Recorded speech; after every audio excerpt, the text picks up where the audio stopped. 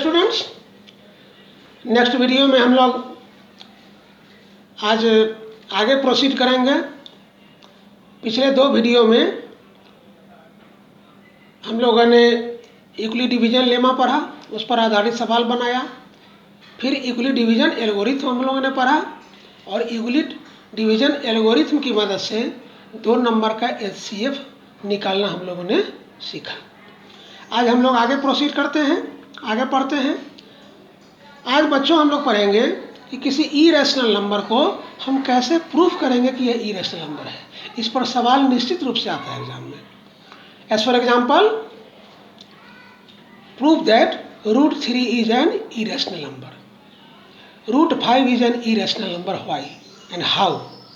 कैसे √3, √5, √7, √8 irrational numbers हैं, इनका प्रूफ हम लोग पढ़ेंगे। 9th क्लास में हम लोगों ने इसको एक सरल मेथड से पढ़ा था। आज हम लोग पढ़ेंगे दूसरा मेथड 10th क्लास में। इसके लिए बच्चों सबसे पहले हम लोग 2 एक्सियम पढ़ेंगे। एक्सियम के बारे में आपको पता है। Axiom means the प्रूवेड statement which is not required to prove, and with the help of that statement we can solve different questions, different deductions. You have already learned about the axiom in geometry. तो जिस तरह से geometry में axiom हम लोगों ने पढ़ा, जिसको प्रूफ करने की आवश्यकता नहीं होती है, उनकी मदद से हम डिडक्शन बनाते हैं। ठीक उसी तरह से किसी भी नंबर को इरेशनल नंबर प्रूफ करने के लिए हम लोग 2 एक्सियम पहले देखेंगे। सबसे पहले इन 2 एक्सियम को समझेंगे और इनकी मदद से हम इरेशनल नंबर प्रूफ करेंगे। तो चलिए आज की पढ़ाई हम लोग शुरू करते हैं। पहला एक्सियम है axiom number 1।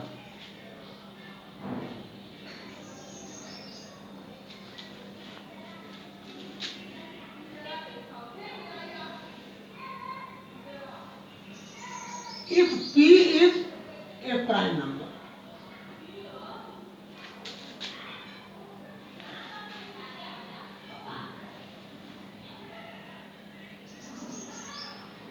and A is a positive integer,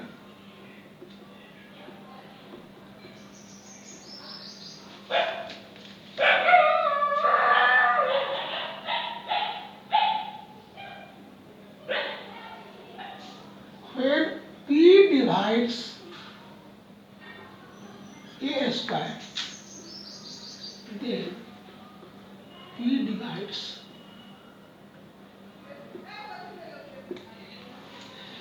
divides को हम ऐसे लिखते हैं, P डिवाइड्स, वर्ड लिखने की आवश्यकता नहीं है। जैसे P डिवाइड्स A स्क्वायर लिखना है तो P डिवाइड्स A स्क्वायर, या P डिवाइड्स A लिखना है तो P डिवाइड्स A। इसको हम लोग डिवाइड्स बोलते हैं। इसके लिए वर्ड को लिखने की आवश्यकता नहीं है। जहाँ भी डिवाइड्स लिखना होगा हम ऐसे ऑब्लिक देंगे। क्या कहता है? पहले एक्सियम में कहता है कि ये P is a prime number and A is a positive integer. अगर P कोई प्राइम नंबर है, you know very well about the prime number. Prime number is that number which is not divisible by other number except 1 and itself. किसी से नहीं कटे, एक और स्वयं से सिर्फ कटे, जिनसे सारे नंबर्स कटते हैं, बाकी किसी दूसरे से नहीं कटे, दे विल बी प्राइम। कहता है कि अगर P कोई प्राइम नंबर है और A कोई पॉजिटिव इंटीजर है, जब P A स्क्वायर को डिवाइड करेगा तो वह निश्चित रूप से A को भी डिवाइड करेगा।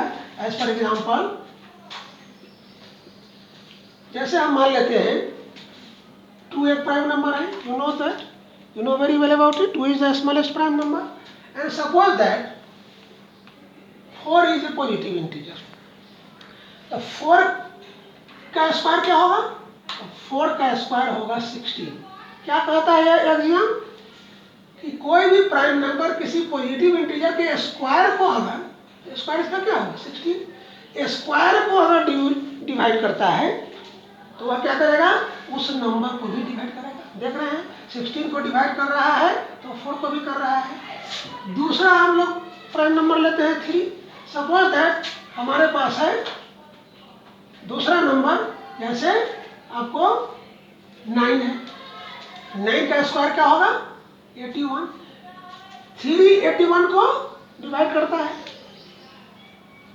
3 81 को डिवाइड करता है 27 टाइम्स में। तो जब 80 इस एक्सियम के अनुसार क्या कहता है कि 3 प्राइम नंबर है जो किसी पॉजिटिव इंटीजर के स्क्वायर को डिवाइड करे तो उस नंबर को भी डिवाइड करेगा जिसका स्क्वायर हम लोग निकाल रहे हैं। तो 3 यहाँ 81 को डिवाइड कर रहा है 27 टाइम्स में, और 3 9 को भी डिवाइड कर रहा है, मतलब 81 को करेगा तो 9 को भी करेगा। उसी तरह 5 ले लीजिए, मान लीजिए 5 एक प्राइम नंबर है और 15 एक पॉजिटिव इंटीजर है, तो 15 का स्क्वायर क्या होगा 225। कहता है कि 5 अगर 225 को डिवाइड करेगा तो निश्चित रूप से 15 को भी करेगा, एटसेट्रा। पहला एक्सियम है, इसकी जरूरत पड़ेगी आपको किसी भी नंबर को इरेशनल प्रूफ करने के लिए। Axiom 2,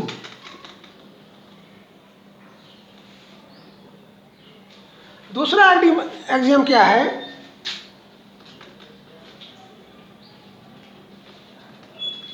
a non zero integer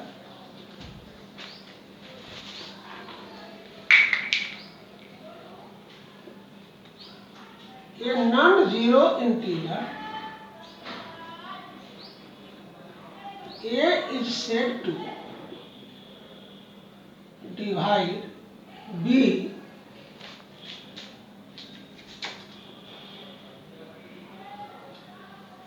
there exists a unique integer C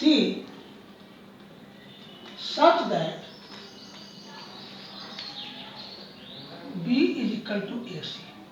क्या कहता है कि कोई नॉन जीरो इंटीजर है, नॉन जीरो इंटीजर का मतलब जीरो नहीं हो, नॉन जीरो इंटीजर ए है तो ए बी को डिवाइड करता हुआ तब माना जाएगा, ए बी को डिवाइड करता हुआ माना जाता है अगर कोई यूनिक इंटीजर सी हमारे पास हो इस तरह कि b is equal to AC हो। जैसे 20 में हम 4 से डिवाइड करते हैं, इसको मान लीजिए b और इसको मान लीजिए a। कहता है कि 4 में हम किस चीज से मल्टीप्लाई करेंगे 20 है तो 4 5 या 20, 0 आ गया, फुली डिविजिबल हो गया, 0 का मतलब फुली डिविजिबल हो गया। तो वही कहता है कि 4 जो है 4 is set to divide B, there exist unique integer C means unique integer 5 such that 20 is equal to 4 into 5। क्योंकि यहाँ पर रिमाइंडर 0 आ गया। अगर कोई नंबर किसी दूसरे नंबर से एब्सोल्युटली डिविजिबल होता है तो एक रिलेशन बनता है क्या, उस समय रिमाइंडर 0 आ जाता है। तो उस समय क्या बनता है, ऐसे फंडामेंटल थ्योरम ऑफ अरिथमेटिक क्या है कि dividend is equal to divisor into quotient plus remainder. लेकिन जब कोई नंबर किसी दूसरे नंबर से, यह एक्सियम यही है कि एक नंबर को दूसरे नंबर से डिवाइड करो और वह एग्जैक्टली डिविजिबल हो जाए, कंप्लीटली डिविजिबल हो जाए, तो उस कंडीशन में क्या होता है, रिमाइंडर 0 हो जाता है। और तब फंडामेंटल थ्योरम ऑफ अरिथमेटिक जो हमारा बनता है dividend is equal to divisor into quotient, remainder के यहाँ पर क्या हो जाता है 0 हो जाता है। इस 0 वाले टर्म को हम लोग हटा सकते हैं, तो तब क्या बन जाता है हमारा relation, dividend is equal to divisor into quotient सिर्फ बन जाता है। अर्थात dividend is equal to divisor into quotient सिर्फ होता है जब एब्सोल्युटली डिविजिबल हो, रिमाइंडर हट जाता है। वही चीज़ है कि ए और बी दो नॉन जीरो इंटीजर है, ए बी को डिवाइड करता हुआ माना जाता है, तो कोई दूसरा इंटीजर सी अगर अस्तित्व में आए तो एक रिलेशन बनता है क्या, dividend is equal to divisor into quotient plus remainder गोल हो जाता है। ये दो एक्सियम्स हैं और इनकी मदद से हम लोग अब प्रूफ करेंगे इरेशनल नंबर। इसको आप वीडियो को रोककर जूम कर नोट डाउन कर लोगे। अब हम लोग आते हैं क्वेश्चन पर कि इनकी मदद से, इन एक्सियम्स की मदद से हम किसी भी इरेशनल नंबर को कैसे प्रूफ करें। जैसे क्वेश्चन है, एक मैं आपको बताऊंगा मैं 2-3 तरह का बता दे रहा हूँ, उसके बाद आप सारा चैप्टर बना लोगे। जैसे क्वेश्चन है, और एक क्वेश्चन निश्चित रूप से इसमें से आता है बोर्ड एग्जाम में, एकदम निश्चित। Prove that √3 is an irrational.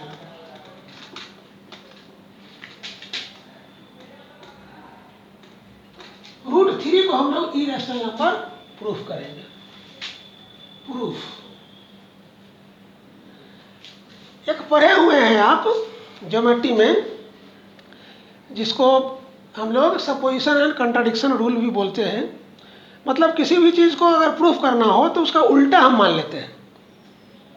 जैसे हमें प्रूफ करना है कि यह बिल्ली है, बिल्ली प्रूफ करने के लिए सपोजिशन एंड कंट्राडिक्शन के रूल में क्या होता है कि हम बिल्ली को प्रूफ करना है तो उसको कुत्ता मान लें, गिलहरी मान लें, और यह दिखा दे कि नहीं, मेरा गिलहरी या कुत्ता मानना गलत है, तो ऑटोमेटिक प्रूफ हो जाता है कि यह एक बिल्ली है।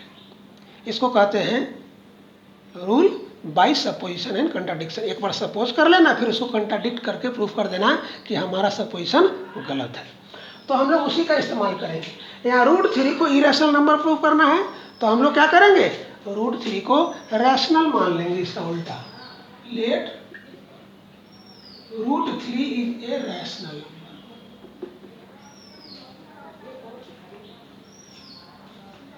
Therefore, √3 is equal to P by Q, where P and Q are components.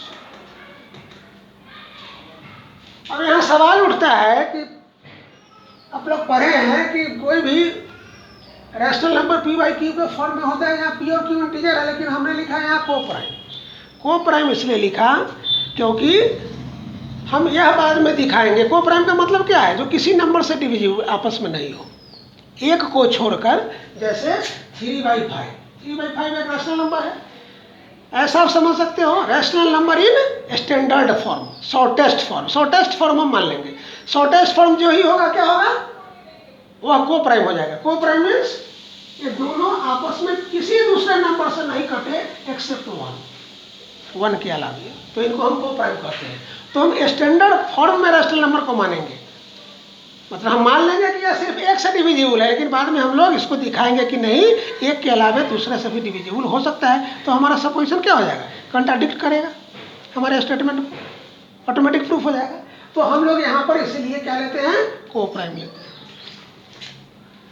अब हम क्या करेंगे, दोनों तरफ स्क्वायर करेंगे। Squaring both sides we get √3 square is equal to P square by Q square. √3 का स्क्वायर 3 हो गया, is equal to P square by Q square, अर्थात 3Q square is equal to हो गया P square। अब यहाँ देखिए, ऐसे दो तरह से इसको समझ सकते हैं। इस 3 को अगर इधर लाते हो तो P स्क्वायर में 3 से डिवाइड करोगे तो पाओगे कितना, Q स्क्वायर। तो जो ही P स्क्वायर में 3 से डिवाइड हुआ तो Q स्क्वायर हम लोगों ने पाया है। इसका मतलब क्या है, P स्क्वायर 3 से फुली डिविजिबल है।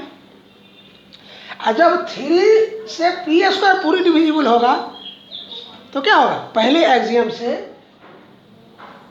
जब 3 P स्क्वायर को डिवाइड करेगा तो P को भी करेगा। दूसरे तरह से समझ लो, यहाँ 3Q स्क्वायर है, तो 3Q स्क्वायर में जो ही किसी भी नंबर को 3 टाइम्स करो, किसी भी पॉजिटिव इंटीजर को 3 टाइम्स जो ही करोगे वह 3 से डिविजिबल हो जाएगा।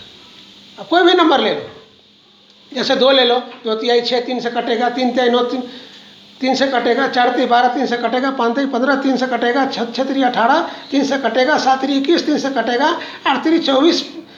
एक भी ऐसा पॉजिटिव इंटीजर नहीं है जिसको आप 3 टाइम्स करो वह 3 से डिविजिबल नहीं होगा। सारे के सारे नंबर 3 से डिविजिबल होंगे। तो यहाँ क्या देख रहे हो, Q एक पॉजिटिव इंटीजर है, कोप्राइम है। इसका 3 टाइम्स क्या होगा, 3 से डिविजिबल होगा। तो लिखेंगे 3 डिवाइड्स 3Q स्क्वायर। और जब 3 3Q स्क्वायर को डिवाइड करेगा तो दोनों आपस में इक्वल है। तो जब लेफ्ट हैंड साइड को डिवाइड करेगा तो राइट हैंड साइड को भी करेगा, चूंकि दोनों इक्वल है। तो 3 डिवाइड 3 क्यू स्क्वायर, इसलिए 3 डिवाइड्स क्या, पी स्क्वायर। और जब 3 divides P square, then 3 divides P by using first axiom. इसको मान लेते हैं हम इक्वेशन 1। ठीक है, कोई दिक्कत नहीं। 3 क्यू स्क्वायर को डिवाइड करता है क्योंकि यह पॉजिटिव इंटीजर का 3 टाइम्स है। और जब लेफ्ट हैंड साइड को डिवाइड किया तो राइट को भी किया। और हम लोग पढ़ चुके हैं, अभी पढ़े हैं पहले एग्जाम में, कि कोई भी नंबर किसी दूसरे नंबर को कोई भी प्राइम नंबर, यहाँ 3 प्राइम नंबर है, कोई भी प्राइम नंबर किसी एक नंबर के स्क्वायर को डिवाइड करता है तो उस नंबर को भी डिवाइड करेगा। चलिए अब यहाँ देखिए, 3 डिवाइड करता है p को। अब दूसरे एग्जाम में आइए, क्या पढ़े हैं कि a is said to divide b, then there exist a relation b is equal to ac for some integer c। तो वही चीज़ है, 3 जब p को डिवाइड कर रहा है तो मान लो कि कोई दूसरा यूनिक इंटीजर हमको c मिलता है, तो रिलेशन क्या बनेगा दूसरे एग्जाम से, क्लियरली क्या बनेगा, p is equal to 3c for unique integer c। p is equal to 3c बनेगा। या वही चीज है दूसरा एग्जाम कि a अगर b को डिवाइड करता है तो रिलेशन बनता है क्या, b इज इक्वल टू किसी तीसरे इंटीजर के लिए, किसी यूनिक इंटीजर के लिए क्या रिलेशन बनता है, b is equal to ac। वही चीज है यहाँ पर 3p को डिवाइड करता है, यूनिक इंटीजर c है, तो क्या बनेगा, p is equal to 3c बनेगा। तो p is equal to 3c हो गया। फिर हम दोनों तरफ स्क्वायर करेंगे, स्क्वायरिंग बोथ साइड्स अगेन, क्या होगा, p square is equal to 9c square हो जाएगा। ठीक है, अब यहां से इसको आप 1 मान लो, इसको 2 मान लो। अब 1 से p स्क्वायर का वैल्यू इसमें हम पुट करेंगे, इसको नोट डाउन कर लो जूम करके। बिल्कुल क्लियर कंसेप्ट है, कहीं किसी तरह की कोई डाउट आपको नहीं होगी। बहुत बुक वगैरह में बहुत कंजर्वेटिव बताए हुए हैं, लेकिन मैं जो आपको बता रहा हूँ ये आपको बिल्कुल क्लियर होगा। अब यहाँ 1 का वैल्यू इसमें पुट करोगे तो क्या होगा, p स्क्वायर के जगह पे क्या लिखा जाएगा, 3q स्क्वायर। तो 3q square is equal to 9c square, यहाँ लिख देंगे फ्रॉम 1। ठीक है, अब काटोगे, 3 3 जा 9, क्या हो गया, q square is equal to 3c square. फिर वही चीज आ गया, यहाँ 3 स्क्वायर मीन्स पॉजिटिव इंटीजर का 3 टाइम्स है, तो किसी भी पॉजिटिव इंटीजर का 3 टाइम्स 3 से डिविजिबल होगा। तो राइट हैंड साइड जब 3 से डिविजिबल होगा तो लेफ्ट भी होगा। यहाँ क्या है, 3 divides 3c square, therefore 3 divides q square. और पहले एग्जाम में क्या पढ़े हो कि कोई भी प्राइम नंबर, या प्राइम नंबर है 3, किसी पॉजिटिव इंटीजर के स्क्वायर को डिवाइड करेगा तो उस नंबर को भी करेगा, इसलिए क्या होगा, 3 डिवाइड्स q होगा, equation 3।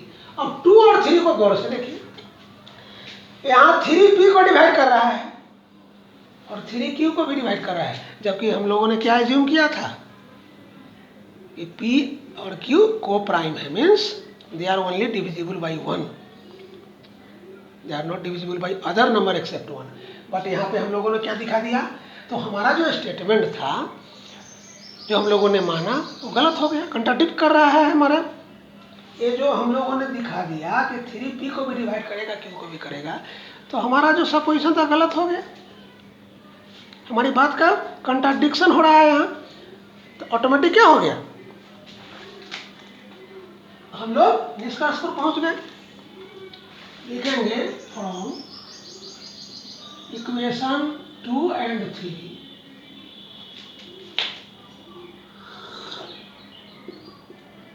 it is clear that and Q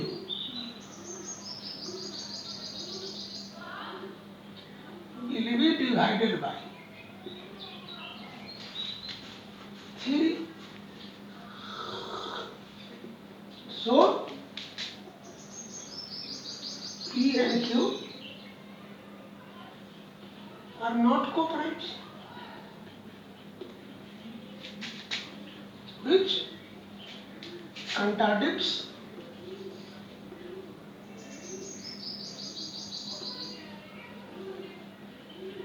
our supposition.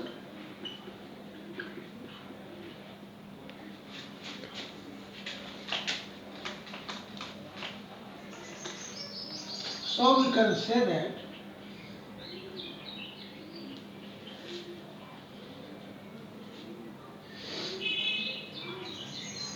root 3 is an irrational.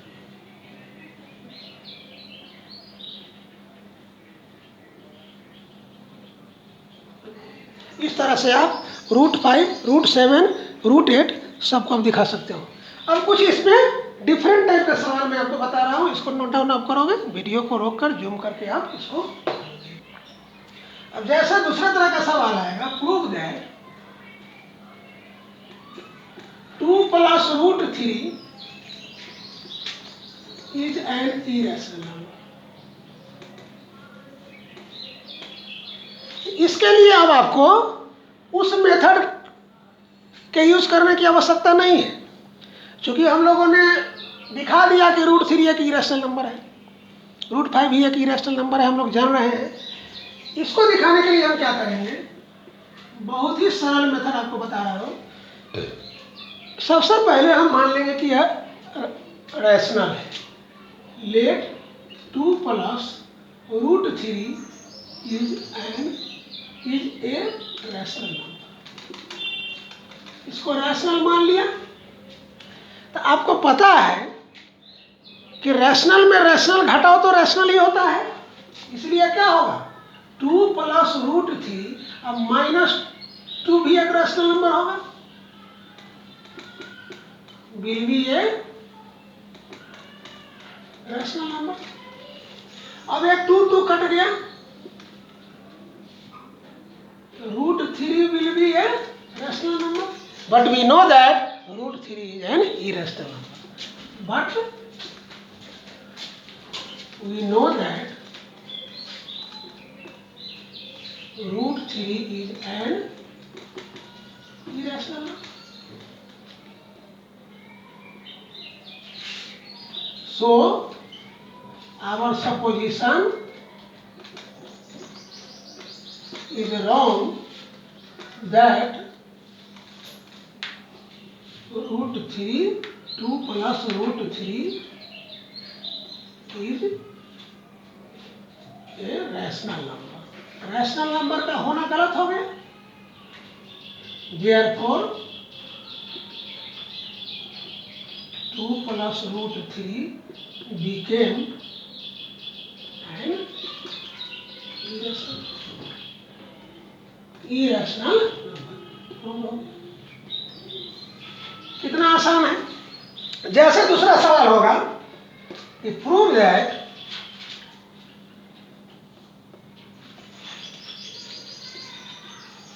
3/√5 is an irrational.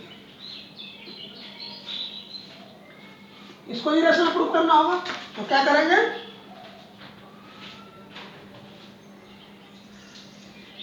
इसको रैशनल मान लेंगे। Let 3/√5 is a rational number. आपको मालूम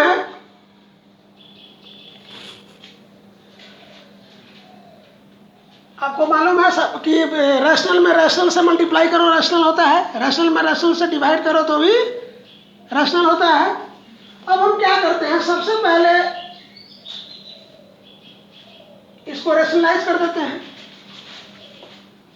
3/√5 इंटू 1/√5, √5 से √5 से ऊपर नीचे मल्टीप्लाई करोगे तो डिनोमिनेटर रैशनलाइज हो जाएगा, यह एक रैशनल होगा।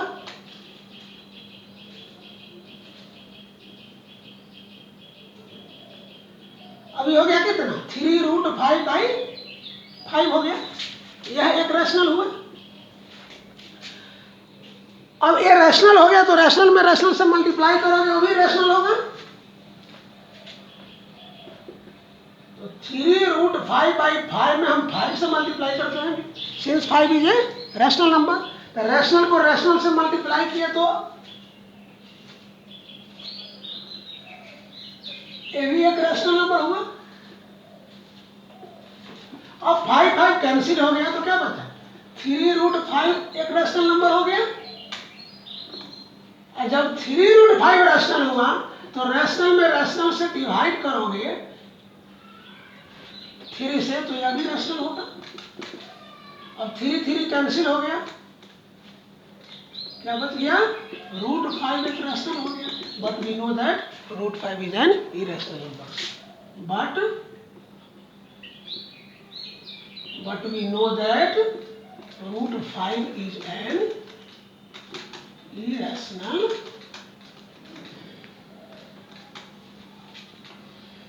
number.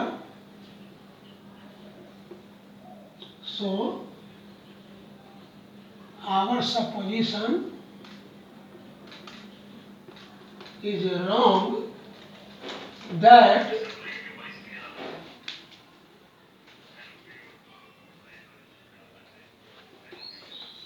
(3/√5) is a rational number. Hence,